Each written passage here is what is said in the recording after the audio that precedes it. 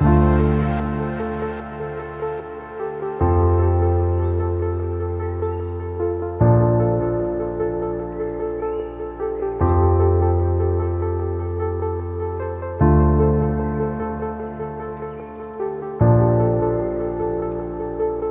പ്രേക്ഷകർക്കെല്ലാം നമസ്കാരം.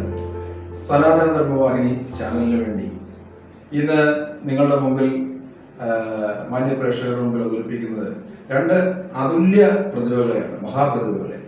ഒന്ന് നമുക്കറിയാം, ശ്രീ കെ രാമൻപിള്ള സാർ.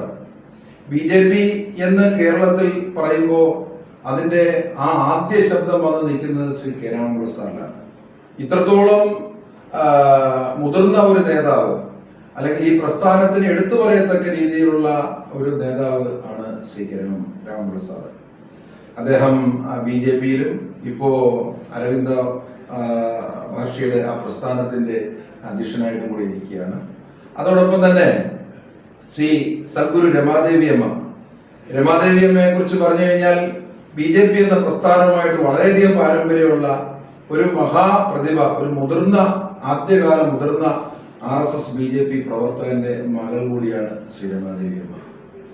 ഭാരതത്തിലെ ജനസംഘം എന്ന പ്രസ്ഥാനത്തിൽ നിന്നും പിന്നീട് അടിയന്തരാവസ്ഥയ്ക്ക് ശേഷം ജനതാ പാർട്ടി രൂപം കൊള്ളുകയും ആ ജനതാ പാർട്ടി പിന്നീട് ദേശീയ ജനാധിപത്യ അടിസ്ഥാനത്തിൽ BJP എന്ന ഭാരതീയ ജനതാ പാർട്ടി എന്ന് പറഞ്ഞ ഒരു മഹാപ്രസ്ഥാനമായി ഇത് പരിണമിക്കുകയും ചെയ്ത സമയത്ത് കേരളത്തെ അതിന്റെ ആദ്യത്തെ സംസ്ഥാന സമിതി അംഗമായിരുന്ന ശ്രീ O രാജഗോപാൽ അവർ നാമനിർദ്ദേശം ചെയ്ത് BJP എന്ന പ്രസ്ഥാനത്തിന്റെ ആദ്യത്തെ സംസ്ഥാന സമിതി അംഗമായിരുന്ന ശ്രീ GB പണിക്കർ, പത്മനാഭ പണിക്കർ അവരുടെ മകളും, അതുപോലെ തന്നെ കേരളത്തിലെ ആത്മീയ മണ്ഡലത്തിൽ അനവധി യജ്ഞങ്ങളും യാഗങ്ങളും ഒക്കെ നടത്തിയിട്ടുള്ള ശ്രീ ശിവപ്രഭാകർ സിദ്ധിയോഗീശ്വരൻ എന്ന മഹായോഗിയുടെ ശിഷ്യയും കൂടിയായിരിക്കുന്ന ചിങ്ങോലി ആശ്രമത്തിന്റെ മഠാധിപതി ആയി കൂടിയായിരിക്കുന്ന അമ്മയുമാണ് ഇന്ന് നമുക്ക് മുമ്പിലുള്ളത്.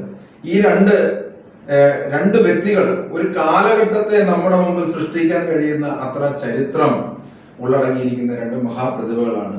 അവരുടെ ഒരു ഇന്റർവ്യൂ ആണ് ഇന്ന് സനാതന ധർമ്മവാഹിനി ചാനൽ പ്രേക്ഷകർക്കായി അവതരിപ്പിക്കുന്നത്. ശ്രീ രാമൻപിള്ള സാറിലേക്ക് കടക്കാം. സാർ, കേരളത്തിലെ മുതിർന്ന ആദ്യകാല BJPയുടെ ഒരു നേതൃത്വ നിലയിൽ നിൽക്കുന്ന, പകരം വെക്കാനാകാത്ത അത്ര ഊർജ്ജസ്വലതയോടുകൂടി ഈ പ്രസ്ഥാനത്തെ കേരളത്തിന്റെ മണ്ണിലേക്ക് അവതരിപ്പിച്ച സാറിന്റെ ആദ്യകാല പ്രവർത്തനങ്ങളെ കുറിച്ച് ഒന്ന് അറിയുവാനായിട്ട് ഞങ്ങൾ ആഗ്രഹിക്കുന്നു. 1950 മുതൽ പൊതുരംഗത്ത് പ്രവർത്തിക്കാൻ തുടങ്ങി. 15-ാമത്തെ വയസ്സ് മുതൽ. അന്ന് എൻ്റെ ജ്യേഷ്ഠൻ സാധുശീലൻ പരമേശ്വരനുള്ള ആര്യ ഹിന്ദു ധർമ്മ സേവാ സംഘത്തിൻ്റെ ഓർഗനൈസറായിരുന്നു. അപ്പോൾ അദ്ദേഹത്തിൻ്റെ കൂടെ താമസിച്ച് ഹിന്ദു സംഘടനാ പ്രവർത്തനത്തെ പറ്റിയൊക്കെ മനസ്സിലാക്കാൻ, അതിൽ പ്രവർത്തിക്കാനൊക്കെയുള്ള അവസരമുണ്ടായിരുന്നു. അങ്ങനെ എനിക്ക് 1953 ഭാരതീയ ജനസംഘത്തിൻ്റെ അഖിലേന്ത്യാ സെക്രട്ടറി പണ്ഡിറ്റ് ദീൻദയാൽജി ഉപാധ്യായ കേരളത്തിൽ വരുന്നു എന്നറിഞ്ഞു. ഞാനും അദ്ദേഹത്തെ കാണാനായിട്ട് പോയിരുന്നു. അങ്ങനെ അദ്ദേഹം കേരളത്തിൽ പാലക്കാട് മുതൽ തിരുവനന്തപുരം വരെ സന്ദർശിച്ചുകൊണ്ട് യോഗ കൂടി കുറേ ആളുകളെ അതിൽ ഉൾപ്പെടുത്തുകയും ചെയ്തു. അങ്ങനെ സംഘടന രൂപീകരിച്ചു. ഇവിടെ 54 ജനസംഘത്തിൻ്റെ ആദ്യത്തെ സ്ഥാനാർത്ഥി, കേരളത്തിൽ ആദ്യമായി ഒരു സ്ഥാനാർത്ഥി മത്സരിച്ചത് തിരുവനന്തപുരം സിറ്റിയിലുള്ള 3-ാം മണ്ഡലത്തിലാണ്. ഇന്നത്തെ പിന്നീട് നോർത്ത് മണ്ഡലം എന്ന് പറയുന്ന സ്ഥലം. അവിടെ ഒരു സ്ഥാനാർത്ഥിയായി മത്സരിച്ചു. ഞാൻ ആദ്യമായിട്ട് ഇലക്ഷൻ പ്രവർത്തനത്തിൽ, ജനസംഘത്തിന് വേണ്ടി ഇലക്ഷൻ പ്രവർത്തനത്തിന് വരുന്നത് തെരഞ്ഞെടുപ്പിലാണ്, 1953-ലാണ്. ആ തെരഞ്ഞെടുപ്പിൽ അത് സംഘടനയൊന്നും ഇല്ല, അതുകൊണ്ട് പരാജയമായിരുന്നു. അങ്ങനെ അത് കഴിഞ്ഞു. പിന്നെ കുറേ കാലം അതിനു വേണ്ടി പ്രവർത്തിക്കാൻ ശ്രമിച്ചു. പക്ഷെ ഇതൊരു അന്തരീക്ഷം ശരിയായിരുന്നില്ല. 57 അവസാനം രാഷ്ട്രീയ സ്വയംസേവക സംഘത്തിൻ്റെ മുതിർന്ന പ്രചാരകനായ രമേശ് ജനസംഘത്തിൻ്റെ ഓർഗനൈസിംഗ് സെക്രട്ടറിയായിട്ട് നിയമിക്കപ്പെട്ടു.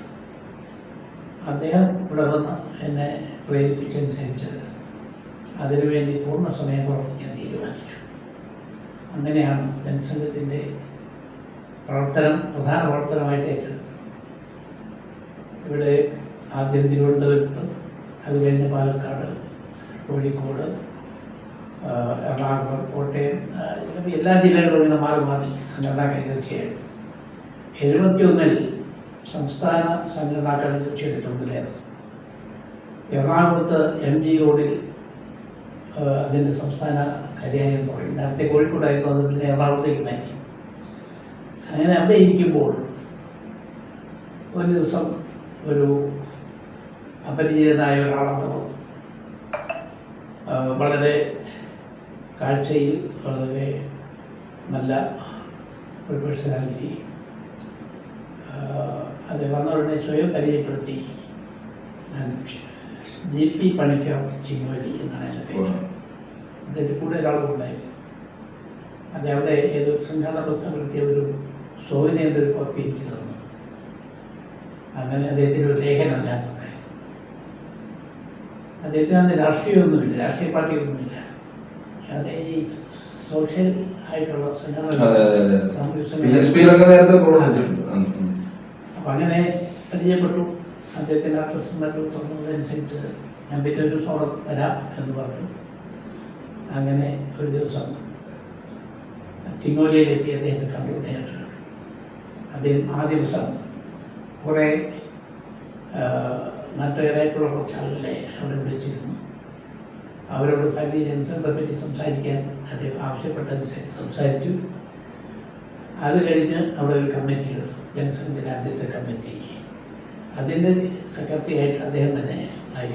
ഒരുപക്ഷെ അത് ഈ ഡൽഹിയിൽ വെച്ച് കൂടിയ പിന്നെ യോഗത്തിന് ശേഷം കേരളത്തിൽ നടക്കുന്ന ആദ്യത്തെ ഒരു കമ്മിറ്റിയുടെ ഭാഗമായിട്ടായിരിക്കും. അങ്ങനെ ഒരു കമ്മിറ്റി രൂപീകരിച്ചു. പിന്നെ ആ കമ്മിറ്റിയുടെ പ്രവർത്തനം ഇടയ്ക്കിടയ്ക്ക് ഒന്നിച്ചു കൂടും. ഒരിക്കൽ ആ മണ്ഡലത്തിൻ്റെ എല്ലാ ഭാഗത്തും പോകുന്ന ഒരു രഥയാത്ര പോലെ ഒരു പര്യടനം നിശ്ചയിച്ചിരുന്നു. എല്ലാ പഞ്ചായത്തിലും പോയിട്ട് ആ പരിപാടി സംഘടിപ്പിച്ചതും നടത്തിയതും അതിൽ പ്രധാനമായിട്ട് പ്രസംഗിച്ചതും അദ്ദേഹം തന്നെയാണ്. രാജഗോപാൽ വന്നിരുന്നു, ഞാനും അവിടെ ആദ്യ ദിവസം പങ്കെടുത്തു.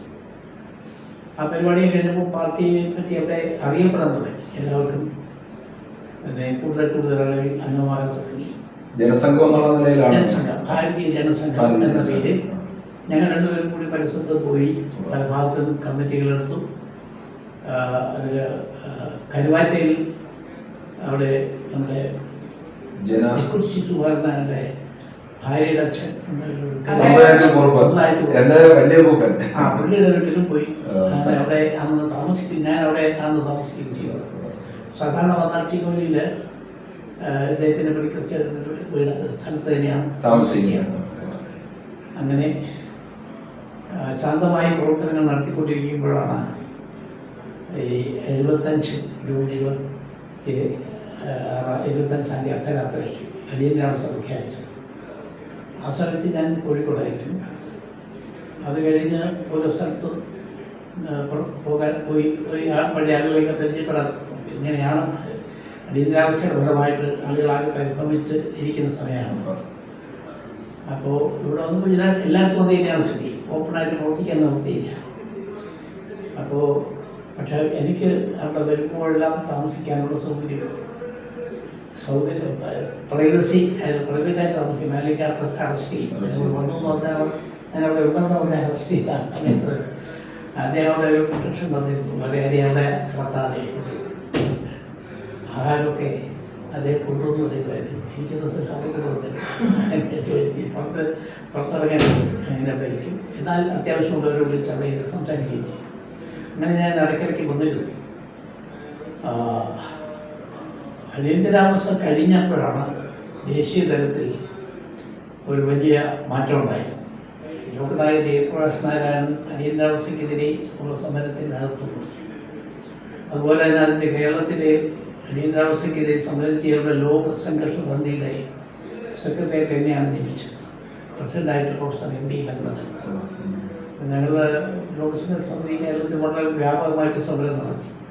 സമാധാനപരമായ സമരം, ഗാന്ധിയിൽ മാതൃകയിലുള്ള ഒരു തുള്ളി രക്തം പോലും ചിന്താതെ സമാധാനപരമായ സമരമായി. രാഷ്ട്രത്തെ ഇന്ത്യയുടെ നേതൃത്വത്തിൽ ഇങ്ങനൊരു സമരം മറ്റാരും നടത്തിയിട്ടുണ്ടാവില്ല. നമുക്ക് കേരളത്തിൽ തന്നെ ഏതാണ്ട് 10,000-ത്തിനടുത്ത് ആളുകൾ അറസ്റ്റ് ചെയ്യിച്ചു. പക്ഷെ ഇതൊന്നും അന്നത്തെ പത്രങ്ങളൊന്നും വരാൻ പാടില്ല, അതുകൊണ്ട് ഒരു പത്രം അത് പബ്ലിഷ് ചെയ്തില്ല. പക്ഷെ വലിയൊരു സമരമാണ്. എല്ലാ താലൂക്ക് ആസ്ഥാനങ്ങളും സ്ഥിരമായി സത്യാഗ്രഹം നടത്തി 2 മാസം തുടർച്ചയായിട്ട്. അതിൻ്റെയൊക്കെ ഫലമായിട്ടാണ് അവസാനം അവർ തെരഞ്ഞെടുപ്പ് പ്രഖ്യാപിച്ചത്. തെരഞ്ഞെടുപ്പിൽ പെട്ടെന്നുണ്ടാക്കിയ ജനതാ പാർട്ടി അധികാരത്തിൽ വന്നു. പെട്ടെന്നുണ്ടാക്കിയത് അതിനൊരു യുദ്ധം സംഘടനാവസ്ഥയ്ക്ക് ശേഷം. അതെ, അത് JP-യുടെ നിർദ്ദേശപ്രകാരം വിളിച്ചു കൂട്ടി. അതിൽ ഭാരതീയ Jana Sangham, Sanghatana Congress, socialist party, BKD Charan സിംഗിൻ്റെ പാർട്ടി ഇതൊക്കെ ചേർന്നിട്ടാണ് ജനതാ പാർട്ടി ഉണ്ടാക്കി ഇലക്ഷൻ. ഒരു മുന്നണിയായിട്ട് ശരിക്കൊരു മുന്നണിയാണ്. പക്ഷേ ഒരു പാർട്ടിയുടെ അതുപോലെ അറ്റ അടയാളത്തിലാണ് അവർ മത്സരിച്ചത്. അത് കഴിഞ്ഞപ്പോൾ ആ പാർട്ടിക്ക് ഭൂരിപക്ഷം കിട്ടി. മാത്രമല്ല കോൺഗ്രസ്സിന് അവരുടെ ശക്തി കേന്ദ്രങ്ങളായ ഉത്തർപ്രദേശ്, മധ്യപ്രദേശ്, രാജസ്ഥാൻ അവിടുന്ന് ഒരു സീറ്റ് പോലും കിട്ടിയില്ല. അടിച്ചു മാറ്റിക്കളാണ് കോൺഗ്രസ് പൂർണ്ണമായി പരാജയപ്പെടുത്തിക്കൊണ്ട് ജനതാ പാർട്ടിക്ക് ഭൂരിപക്ഷം കിട്ടി. അത് ജനതാ പാർട്ടി ഭരണത്തിൽ വന്നു. ആദ്യത്തെ അടിയന്തരാവസ്ഥ പിൻവലിച്ചു, പൗരാവകാശങ്ങൾ പുനഃസ്ഥാപിച്ചു, വളരെ മാറ്റങ്ങളുണ്ടാക്കി. നല്ല ഭരണമായിരുന്നു. മൊറാർജി ദേശായി പ്രസിഡന്റ്, പ്രധാനമന്ത്രി, അടൽ ബിഹാരി വാജ്പേയി വിദേശകാര്യമന്ത്രി, LK അദ്വാനി വാർത്താവിതരണ പ്രക്ഷേപണ മന്ത്രി. അങ്ങനെ ഒരു നല്ല ടീം ഭരണത്തിലുണ്ടായി. പക്ഷേ ആരുടെ തലയിൽ ഈ ബുദ്ധിഭ്രമം ഉണ്ടാകുന്നതുപോലെ ആർക്ക് എങ്ങനെയെങ്കിലും വേഗം പൊളിക്കാൻ എന്നാണ് നയിച്ചത്.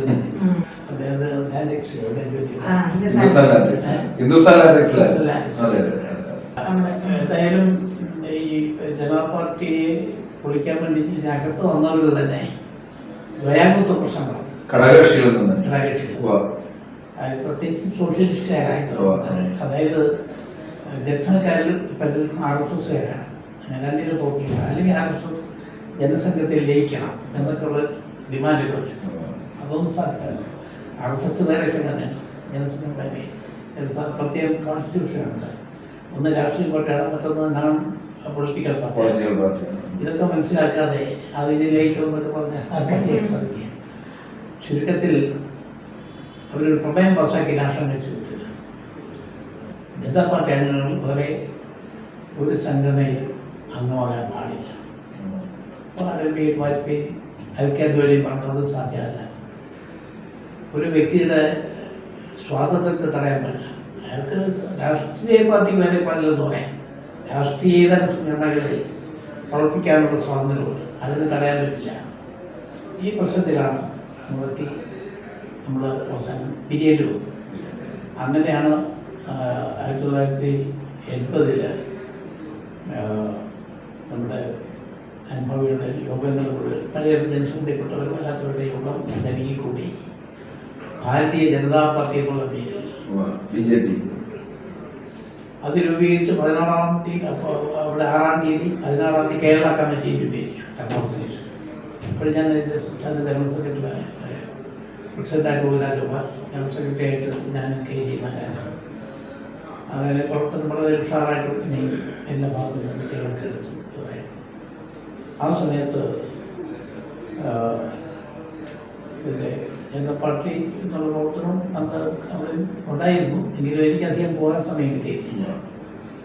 പിന്നീട് ഒരു ദിവസം യാദൃശ്യമായിട്ട് ഒരു അപ്രതീക്ഷിതമായിട്ട് ഇവരെ 97 മറ്റോ ഒരു സന്യാസി വരും. അപ്പോൾ എനിക്ക് ആദ്യം പിടിയിട്ടില്ല. അടുത്ത് വന്നപ്പോഴാണ് പഠിക്കുന്നത്. അപ്പോൾ ഇവിടെ ഒന്ന് ഇത് സംസാരിച്ചു. അപ്പോൾ അദ്ദേഹം പറഞ്ഞു ഞാനിപ്പോൾ സിദ്ധയോഗിയുടെ കാര്യമൊക്കെ അങ്ങനെ അതൊക്കെയാണ് ഞാൻ പറഞ്ഞു കേട്ടിട്ടുള്ള 2 കാര്യങ്ങളിലൊന്ന് എൻ്റെ ഓർമ്മകളിൽ ഈ ഡൽഹിയിൽ വെച്ച് ഭാരതീയ ജനതാ പാർട്ടി രൂപം കൊടുക്കുന്നതിനുള്ള തീരുമാനം എടുത്തതിന് ശേഷം എറണാകുളത്ത് ആദ്യത്തെ മീറ്റിംഗ് കഴിഞ്ഞിട്ട് ചിങ്ങോലിയിൽ ആണ് അതിന്റെ ഒരു കമ്മിറ്റി ആദ്യമായിട്ട് രൂപം കൊടുത്തത് അതിന് ശേഷം എന്ന് ഒരു പറഞ്ഞു കേട്ടതുകൊണ്ട്. മാത്രമല്ല ആ സമയത്ത് ഈ സംഘടനാ കോൺഗ്രസ് സോഷ്യലിസ്റ്റുകളൊക്കെ ഉള്ളതുകൊണ്ട് അവരുടെ ഉൾപ്പെട്ട കമ്മിറ്റികളാണ് ചായകുളത്തും പരിസരങ്ങളൊക്കെ ഉണ്ടായത്. അത് ഞാൻ വരാറുണ്ടായിരുന്നു. അവിടേക്ക് പരിപാടിക്ക് വരും. പക്ഷെ കൂടുതലായിട്ട് ആളുകളോട് മുമ്പുണ്ടായിരുന്ന ബന്ധം ഇല്ലാതെ. ഇന്നത്തെ ഒരു സാഹചര്യം എന്ന് പറഞ്ഞു കഴിഞ്ഞാൽ സാറിനെ പോലെ ഒരു തലമുറയിൽപ്പെട്ട മുതിർന്ന പല ആളുകളും ജീവിതവും ജീവനും കൊടുത്ത് ഒരുപാട് ത്യാഗങ്ങൾ സഹിച്ചും മറ്റ് ഇതര പാർട്ടികളിൽ നിന്നും പിന്നെ അതുപോലെ തന്നെ പോലീസിൽ നിന്നും ഒക്കെ തന്നെ ഒരുപാട് ബുദ്ധിമുട്ടുകളും ത്യാഗങ്ങളും സഹിച്ച് ഉണ്ടാക്കി എടുത്തുകൊണ്ട് കൊണ്ടുവന്ന ഒരു മഹാപ്രസ്ഥാനമാണ് BJP. എന്നാൽ ഇന്നത്തെ ഒരു സാഹചര്യം എന്ന് പറഞ്ഞാല് മുതിർന്ന തലമുറയിൽപ്പെട്ടവര് ഈ ഒരു പ്രസ്ഥാനം രൂപം കൊടുത്ത് കൊണ്ടുവരാൻ ചെയ്തിട്ടുള്ള ത്യാഗങ്ങളെ കുറിച്ച് ശരിയായ രീതിയിൽ മനസ്സിലാക്കാത്ത ഒരു തലമുറ ഇന്ന് ഉണ്ട് എന്നുള്ളത് വളരെ വ്യക്തമാണ്. അത് പുറത്തും പാർട്ടി സംവിധാനത്തിലാണെങ്കിലും ഞാൻ കേട്ടിട്ടുള്ള ഒരു കാര്യം, ശ്രീ G.P. പണിക്കർ, ജി പത്മനാഭ പണിക്കർ എന്ന് പറയുന്ന അമ്മയുടെ അച്ഛൻ, എൻ്റെ മുത്തച്ഛൻ, ഈ BJP ഭാരതീയ ജനതാ പാർട്ടി രൂപം കൊടുത്തതിന് ശേഷമുള്ള ആദ്യത്തെ സംസ്ഥാന സമിതി അംഗമായിട്ട് ശ്രീ O. രാജഗോപാൽ അവർ നോമിനേറ്റ് ചെയ്തതായിട്ട് ഞാൻ കേട്ടിട്ടുണ്ട്. അതിനെക്കുറിച്ച് സാറിന് എന്താണ്? ഉണ്ടായിരുന്നു സംസ്ഥാന സമിതി അംഗമായിട്ട്. പിന്നെ ആദ്യം രാഷ്ട്രീയ പ്രവർത്തനത്തിൽ ഞങ്ങൾ പിൻവലിക്കുന്നു. സന്യാസ മാർഗത്തിലേക്ക് ആധ്യാത്മിക എല്ലാവരോടും ഒരു നമസ്തേ. പൊളിറ്റിക്കൽ ബന്ധമല്ല എനിക്ക് കെ രാമപിള്ള സാറുമായിട്ടുള്ളത്. കാര്യം അദ്ദേഹം പറഞ്ഞല്ലോ, അദ്ദേഹത്തിന്റെ ജ്യേഷ്ഠൻ ഒരു മഹാസന്യാസിയായിരുന്നു. പിന്നെ അദ്ദേഹത്തിന്റെ സമീപത്തിരിക്കുമ്പോൾ എനിക്ക് എൻ്റെ നഷ്ടപ്പെട്ടു പോയ ആ ബാല്യം യൗവനമൊക്കെയാണ് ഓർമ്മ വരുന്നത്. എനിക്ക് ഇപ്പൊ എൻ്റെ മകനാണിത് ചാനലിൽ അദ്ദേഹത്തിന് ഇന്റർവ്യൂ ചെയ്യുന്നത്. പ്രവീൺ ജനിക്കുന്നത് 1975 ഈ 2025 വന്ന് മുത്തച്ഛന്റെ ആ കാലഘട്ടത്തിലുള്ള ആളിനെ ഇന്റർവ്യൂ ചെയ്യാനുള്ള ഒരു വൈകാരികത ഇവൻ ഉണ്ടായത് കൊണ്ടാണ് ഞാനിവിടെ വരുന്നത്. ഞാൻ ഇങ്ങോട്ട് വന്നത് എനിക്ക് എൻ്റെ സ്വന്തം കുടുംബാംഗം പോലെയാണ് അങ്ങയുടെ പത്നി. ചേച്ചി തന്നിട്ടുള്ള സ്നേഹവും ചേച്ചി തന്നിട്ടുള്ള ആ വാത്സല്യവും സാറിന് ചേച്ചി തന്നിട്ടുള്ള ബലവും എനിക്കറിയാം. സാറിന് ഈ പൊതുപ്രവർത്തന രംഗത്ത് ഇറങ്ങി നടക്കുമ്പോൾ ആ കുട്ടികളെ 3 ടീച്ചർ നോക്കിക്കൊണ്ടിരുന്ന എല്ലാം പങ്കുവച്ചിട്ടുണ്ട് എന്നാണ്.